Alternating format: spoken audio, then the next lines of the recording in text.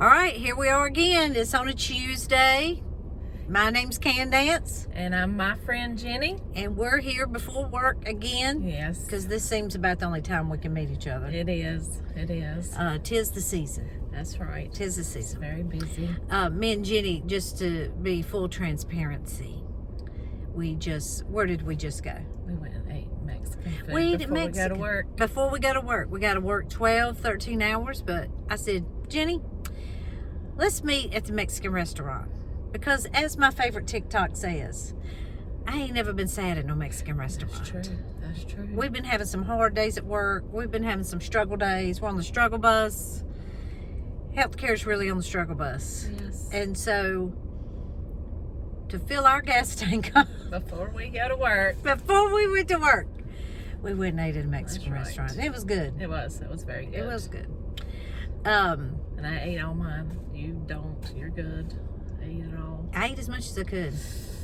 I go beyond that. But this week is an important week. It is. It's Thanksgiving week. It is. And so we got a lot to be thankful for. Absolutely, we do. We're blessed people. Yes, we are. And so that's on the forefront of our mind this week. But we also want to talk about Melanie P. Yes. I know we said we were going to talk about Melanie Gibb. And what I have found about this case, and me and you've talked about it off camera, is that just when you think everything's going to die down for a little bit, we can kind of, work on strategizing, doing this, doing that, talking about this aspect of the case or whatever, more and more and more things happen. Yes. Because I remember when KJ went from doing the three... Yeah, the Monday, Wednesday, Friday. The Monday, Wednesday, Friday. The Monday, Wednesday, Friday. Mm-hmm. I mean, I was addicted a little bit. Yes. I mean, I love it when she starts off. Yes. Truth. Logic. That's right. Common sense. I mean, it just, it just puts me right in the mood. That's right. For this case. But, yeah, we got to talk about Melanie P. We got to talk about Melanie P. I got a lot to say. I got a lot of thoughts about it. I've watched some additional things about it. Yes, I didn't get to watch the whole video that we watched a little bit of, but... Yeah, we watched Justin Love release yesterday, the body cam video. Yeah, and I got to watch a little bit of that. Which, let me tell you the best part. I The best part of it was when that police officer tells her to be quiet. That's right. Be quiet. Like, Melanie P., Lori Daybell, Chud Daybell, these people needed a little more of that in their life. They did. They needed somebody to say, stop talking. We're tired of hearing what you're saying. That's right. And,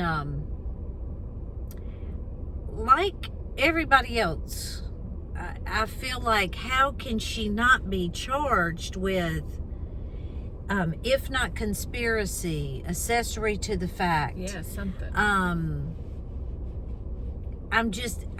I'm holding out hope. I'm just holding out hope that there's a burner phone that we hadn't found, that there's an email account that they haven't found, something where she is giving direct information to Alex, because we know she did. We know she did. Absolutely. We know she did. But, yeah, I got a lot to say about it, but you tell us what you think. Well, I mean, I think that we talked about this a little bit yesterday.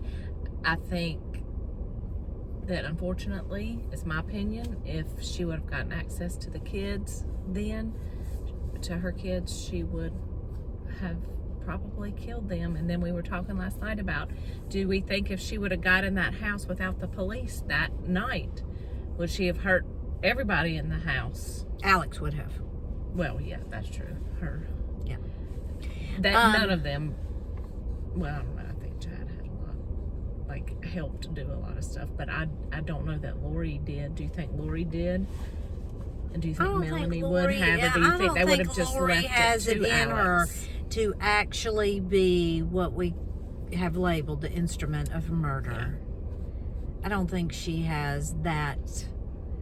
And I think Melanie probably wouldn't have either, and that's why Alex was with her that night. And I'm gonna tell you, when you got somebody that'll do it for you, you don't have to do it yourself. Yeah. How about that? That's true. Lori Daybell took her time in cultivating and manipulating Alex Cox, Melanie P, Chad Daybell to perform her plan out just like she wanted it performed out. So that's what I think about that. But what I found, striking was her questioning the police officers that if the children were in fact safe, and how did he even know that those were her children? Did he have photographs? Could he provide photographs? And then she goes so far as to say, how do you know it's not their cousins posing to be these children? Oh, I didn't see that. Oh, yeah. What I thought was ironic was the fact that you are sitting here to this police officer, yet you can't answer any questions. You move up beside your Aunt Lori, lived there for 2 months, have not seen either child, because we know where they were, have not seen either child, and you cannot answer a direct question. Have you seen them? Did you ask about them? But you can sit there and fire off these questions at the police officer. Yeah, it's crazy. And this is what I think,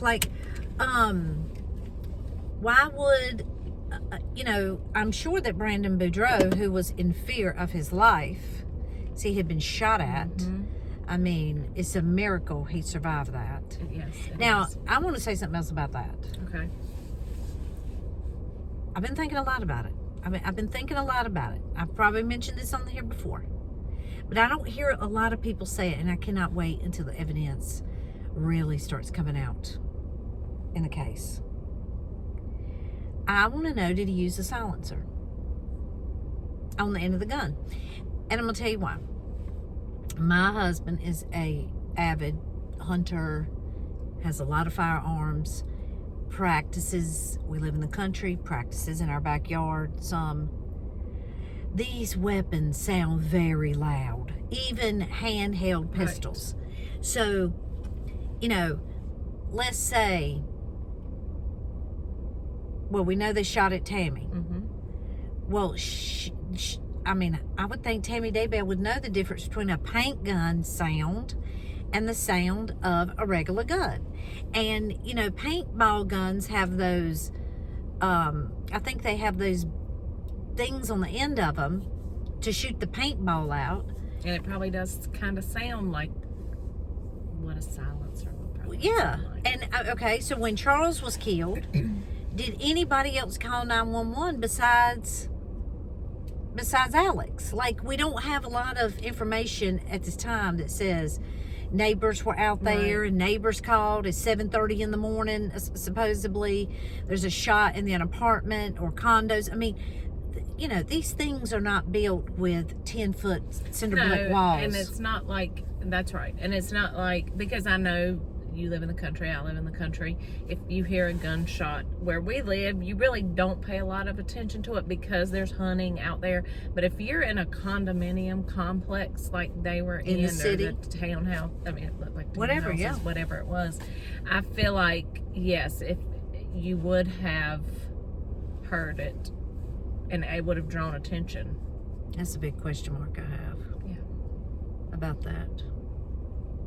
But because Brandon Boudreau was probably nervous, and he's, I'm assuming that he's there, number one, for safety, hiding a little bit. But number two, he's at his parents' home, probably for Thanksgiving the next week. It wasn't that hard of a find for her to know where her kids were, right? That's right. because it's Thanksgiving and most people spend their time with their family at Thanksgiving.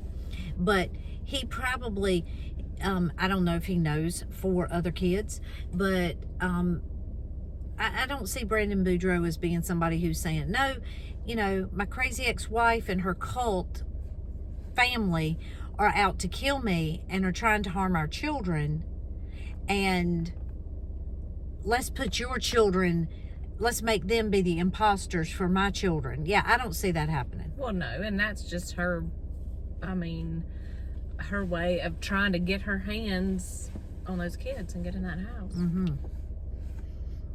By making this stuff up. So, I went back, I listened to like the Brandon's father doing the 911 call. He's screaming at her. He's telling the police to get there. She trespassed twice. Alex is parked down the road. I mean, when they had to walk it seemed like a little bit of a good distance to go to where Alex was, and him just sitting in there, disgusting. We have to remember, everybody at that point is dead except for Alex. That's going to die in the saga. Charles is dead. Tally's dead. JJ's dead. Tammy's dead. Yeah, I mean, Alex would have done anything. Yeah, I mean, and I think that Melanie P too, if she cares about her kids, if they saw all of this going on, if they saw Brandon's father, heard him on the 911 call, heard all of this, it had to be terrifying to them, all of this going on. I mean, you don't put your kids through that if you care about your kids. No, we have established these people are not good parents. No. And KJ's right when she says, unfortunately, there will not be complete justice for these, for Charles and Tammy and Tylee and JJ, because even if they get Chad and Lori, if they get the death penalty, I mean, there's still so many people that are just going to continue to live their lives and walk this earth. And well, I'm going to tell you, terrifying. It is terrifying. Yes, I listened to a little bit of Krisha K's thing on Sunday night with Big E. I think that's who was on there talking with her. And he was asking some questions, and Krisha K, she said that this is all she does all day, 24/7. I mean, this case has become her mission for life. Researching, looking at things, because her family and her life. I mean, well, yeah, but they were the igniter. They have unearthed some major evidence that is going to go to convict the main players in this case. Yes. So she was talking about that, and Biggie was talking about how it's just crazy. It's just crazy for us to think that such weak-minded people can be walking around in regular society, and we never know it, and behind closed doors, or on burner phones, or in secret emails, or romantic novels. They're making these plans to take people out. Yeah. All for money. All for money. That's right. Money was the root of it. And we know it is the root of all evil. And so, yeah, but I will tell you, I was thinking about it today. I was going back and watching some of Melanie P's interviews with Nate Eaton and some Arizona affiliate, where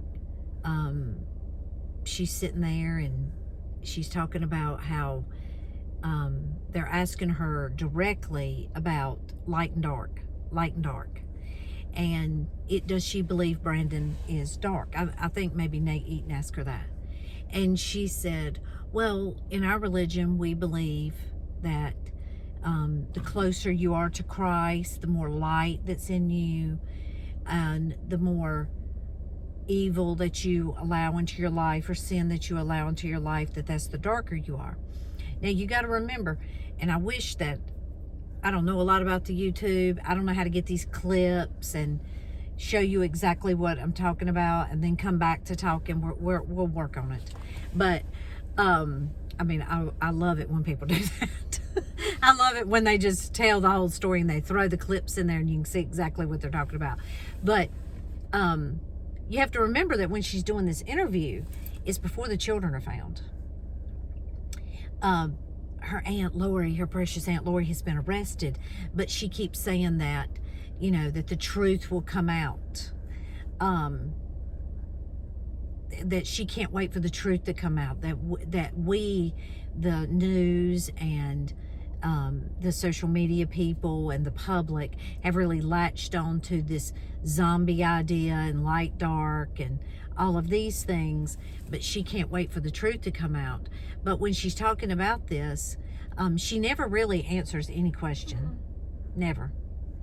And she sits there and she talks about this light dark thing, but her children, some of her children were labeled dark. Well, what were her children doing to encourage this, using her terminology, this, you know, evil and sinful things in their life? They're minors. Yeah. They're minors. And I don't know how we're going to do it when Melanie Gibb and Melanie P are cross-examined,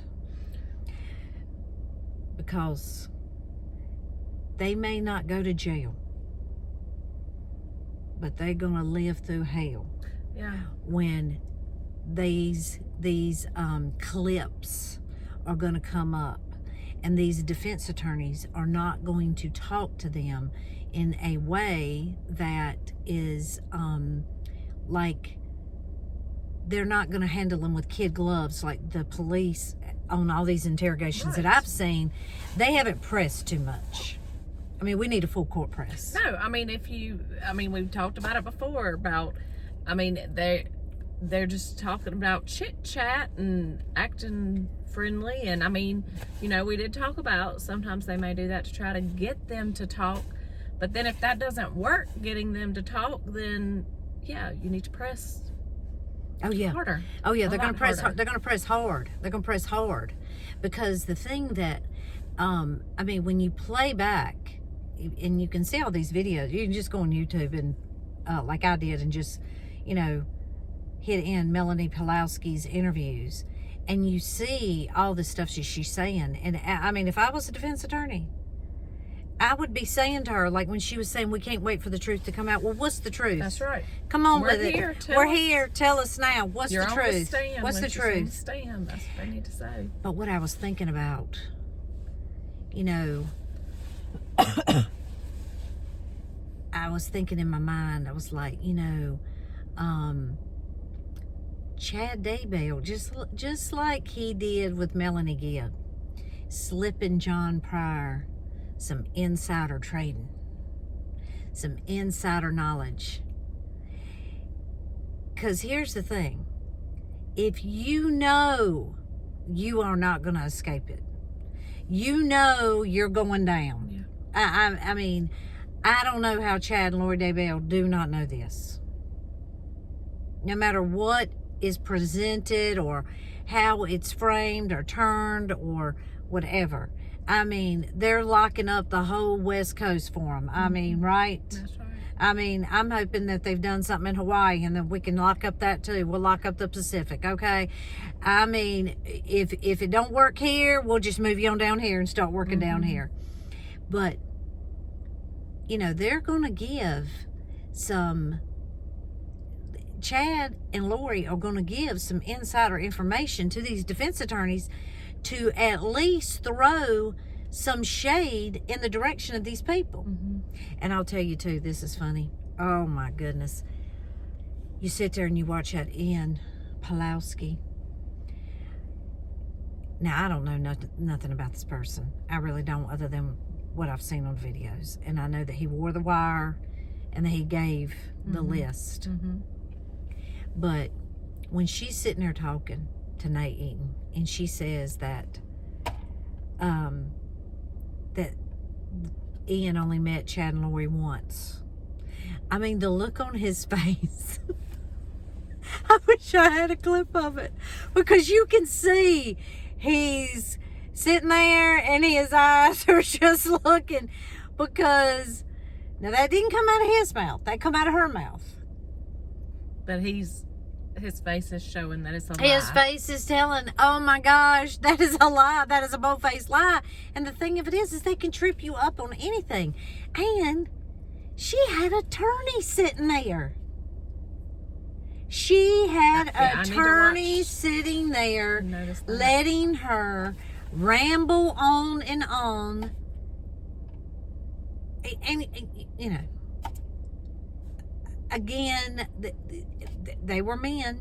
I mean, I hate to say it. They were men, just like these police officers, and they see this meek woman, and that's what they see. And you know, very attractive lady, and they're just thinking she cannot be capable of these things that they're saying over here. That's what, and these lawyers, they should have told her, don't give the interview.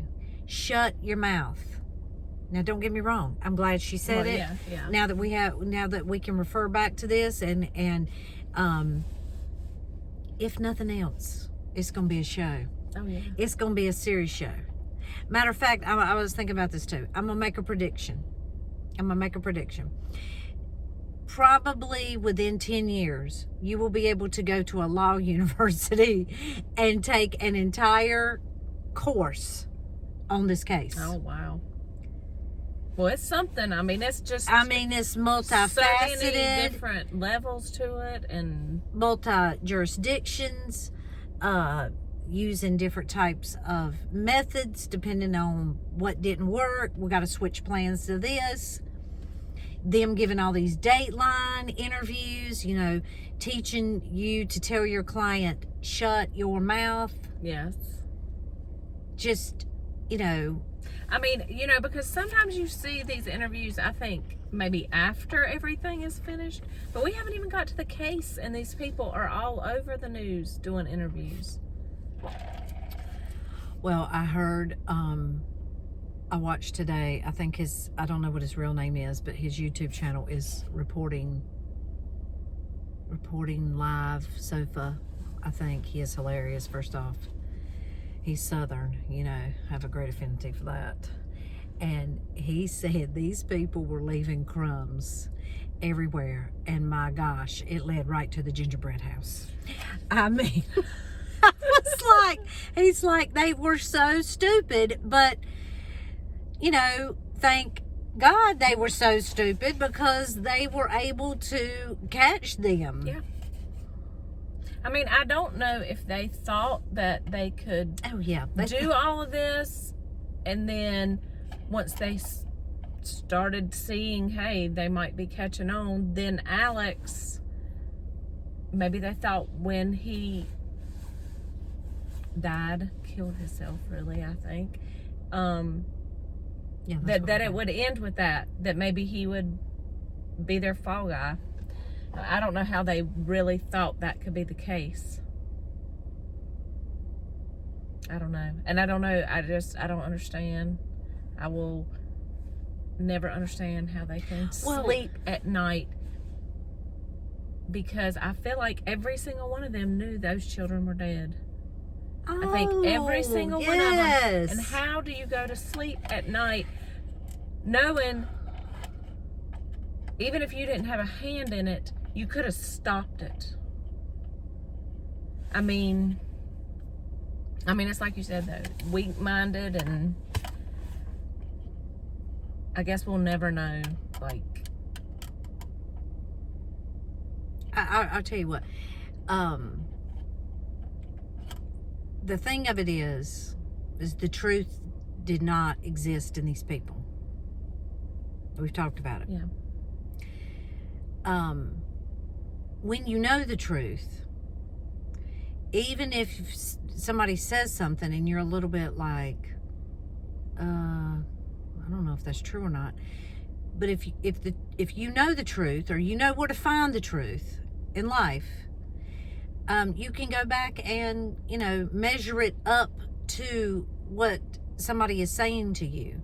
But you just, have to protect your mind, body, soul, the whole 9 yards from this type of deceit.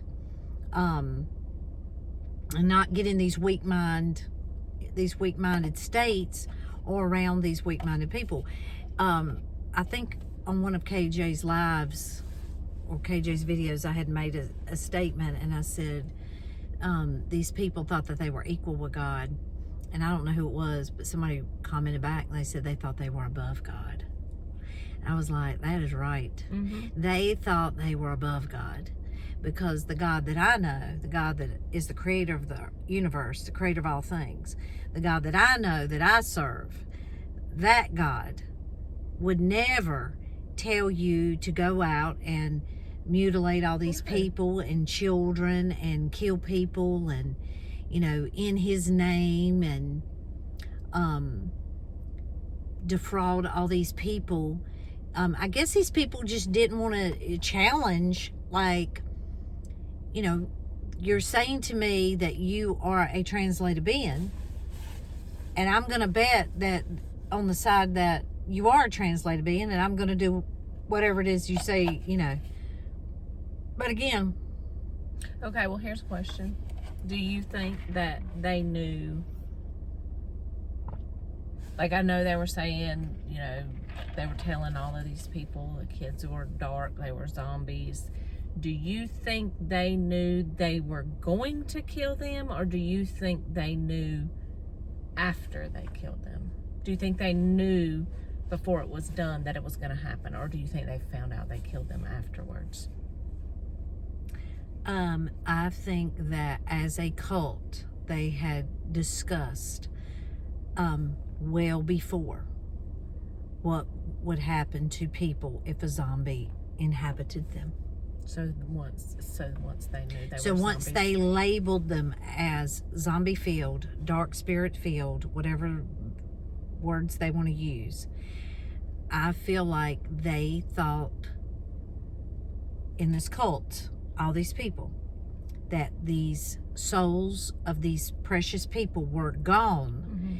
and these people were inhabited by these evil spirits, and that you had to kill the body, kind of like a vampire. I mean, it's kind of like science fiction. That's what is like crazy to me. But then when you have Melanie Gibbs saying things like, well, I was kind of like starting to not believe some of it. Well, if that was really the case, why would she have not gone to the police and said, look, listen to what these people are saying? Yeah, it's easy to believe that it wasn't real when the rubber starts meeting the road. Right. That's right. I don't believe that. I just cannot imagine believing half the stuff of what they said. But when they get to the point of talking about these children like this, I don't understand. So I got a question for you. I don't like questions. What do you think Melanie P gave in order to get Brandon Boudreau to agree to give her joint custody of her children after the trespassing, arrest, the cult, the children are found? What do you think? What do you think transpired in that to make him do that?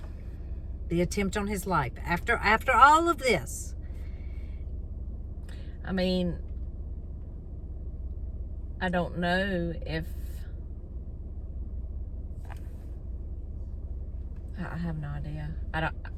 I can't understand why he would. I cannot understand why he would. I mean, but I can't understand how people would believe this craziness and that's getting us to this point of talking about this whole case anyway. So I don't know if she got him to believe that she was not going to harm the children, or if it has to do with money.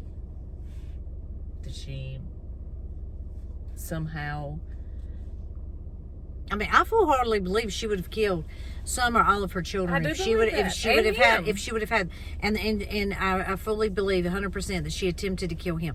So, in logical thinking,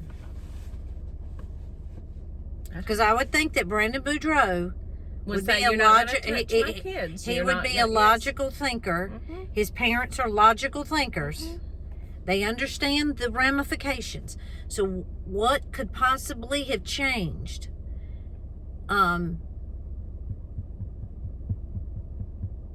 To make him give her joint custody unsupervised. I'd like to say that. Unsupervised. Of their 4 precious soul children. 2 of which who were labeled dark. Unless she's getting in his head like everybody got into hers, supposedly. I don't know. No, I think that we will find that Melanie P., the gig is up. I believe that she probably had to go under some serious medication, therapy, treatment. That might not have been a stipulation that was out in the public or public knowledge in this court proceedings of this joint custody because of HIPAA and these sorts of things. But I believe, now don't get me wrong, she's going to have a bad day on cross-examination. And I just have to figure out what kind of popcorn I'm going to eat, okay, when I'm watching it.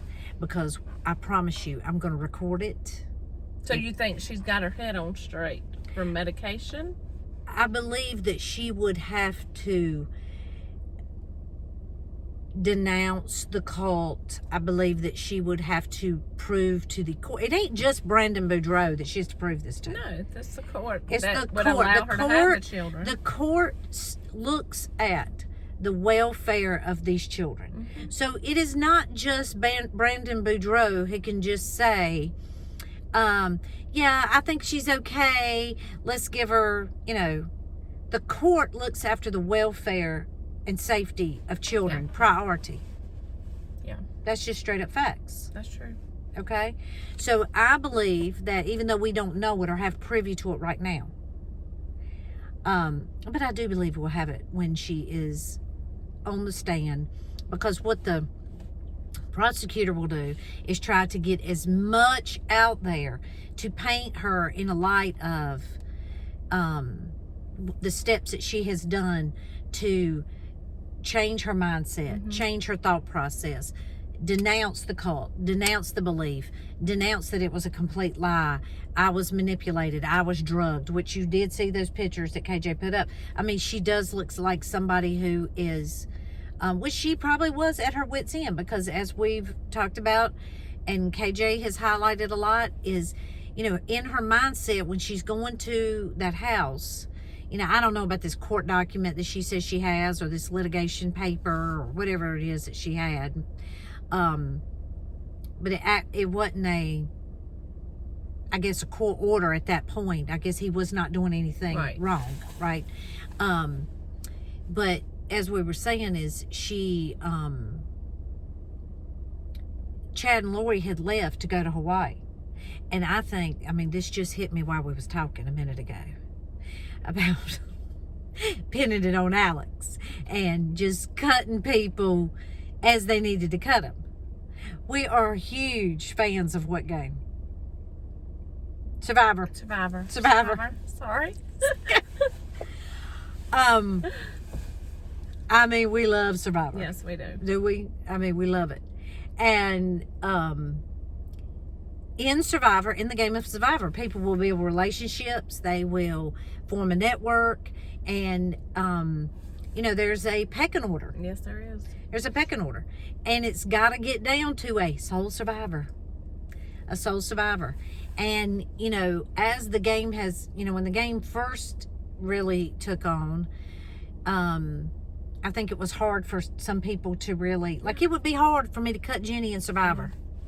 But if I'm going to win, I got to do it. I got to do it. And so I believe that Chad and Lori were okay with that. Yes. Oh, I don't think. And I believe, let me tell you something. Let me go on out there.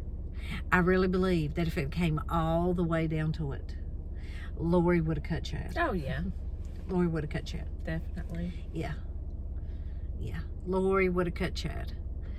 If she got that money from that life insurance policy to propel her forward to the husband number 6, no children, no responsibilities, I'm a goddess, translated being. Yep. Yeah. Yeah, that's what I think. She would have. That's what I think. But I do believe that we're going to find out. I mean, like I said, I cannot wait. I cannot wait.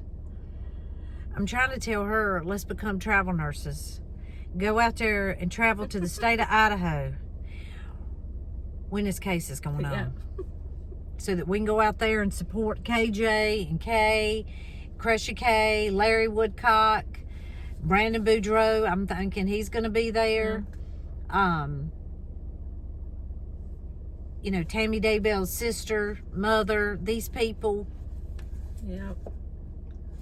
Well, now, and when you talk about Brandon again with the kids, now another thing is, could the kids have been, you know, that's still their mom. So, do you think they were wanting to go see her? Do you think, well, I think yes, I do. I think that children are,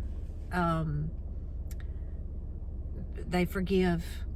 They do, and they so forgive. They forget. Pressure on him, which he still should have said no. But okay, yeah. But I mean, you don't know if that, maybe that's what was happening. Maybe they were putting pressure. I on believe him. that yes. I believe that what they probably did was came to the table and said, "These are the things that you're going to have to do if you're ever going to get unsupervised joint custody of your children again." I mean, still terrifying. I mean, yeah. She's weak-minded enough for that to happen one time. She's weak-minded for it to happen again. That's exactly That's what I'm saying. Like, she would have to be in constant therapy, constant, almost like probation. Well, and it may be that way. It may be that she's having to go. And we don't know. That's right. Because of HIPAA. But when she takes a stand, like I said, the prosecutor is going to get it out. They go ahead and get some things out there, like, did you make a deal with the state? Do you have immunity? Are you providing this information of your free will? Has anybody coerced you or threatened you or, these things? And on the prosecution side, they're going to have to get out for her all of these things that she did, how she got back joint custody of her children. Because we are going to see some videos. We're going to see some Nate Eaton videos. We're going to see this Arizona video. Dateline. These things where she's out there saying all this stuff that, now that you've said all that and then the evidence starts coming and we find the children and it's all of this, how in the world, you got to have a different story than you had over here. So why do you think they were just happy to jump right out here on these interviews? Because I think they think we're stupid. I think they think we're stupid. I think they think the public is stupid. I think that they think they were smarter than the whole lot of us because they were translated beings. They're the ones in to know on the zombies. They're the ones to know to lead the 144,000 to go out and gather all these people. I think that they thought that they had special knowledge and that they were special. That's what I think. Yeah. And I bet you're right. That's what I think. See, I like me asking the questions better than you. Don't you all agree with that? But I tell you, Melanie Gibb, Melanie P, Ian, they got some splaining to do. That's right. They got some splaining to do. And I can't wait. I know, me either. I can't wait. So anyway, we're going to wrap it up. We got to go into work. Yes. So we're going to say Happy Thanksgiving. Yes, happy Thanksgiving. Be blessed. Yes. And we'll just keep on striving for justice through understanding. That's right. I've missed KJ. I know, me too. Ugh, I miss her so much. We would have went and seen her again, but we had to work, so we couldn't go see her again. That's right. But anyway, the security guard's looking at us making this video. I guess he wants to be famous. He might come over here and ask us something about it. But anyway, until next time. Bye.